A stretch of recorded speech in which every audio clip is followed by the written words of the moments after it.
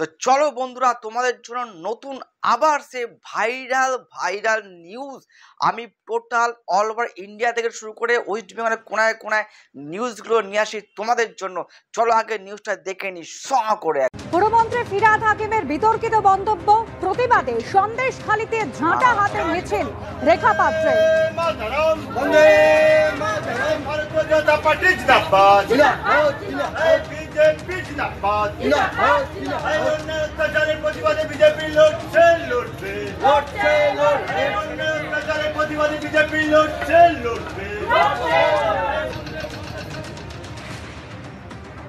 সম্মান করাটা আমাদের বাংলার কৃষ্টিতে সংস্কৃতিতে নেই। আর যে মন্তব্য নিয়ে এত বিতর্ক, হাড়োয়া বিধানসভা উপনির্বাচনে প্রচারে গিয়ে ঠিক কি বলেছিলেন ফিরহাদ হাকিম শোনাব। আর ওইখানে একটা দাঁড়িয়ালা এসেছিল ইলেকশনের আগে, মনে আছে আপনাদের? কি নাম? আরে নামটা বলেন নাই দাঁড়িয়ালা, তার নাম হচ্ছে নরেন্দ্র মোদী। আপনাদের এখানে প্রার্থী দিয়ে দিল সন্দেশখালী থেকে। সেই ভদ্রমহিলা কোথায়?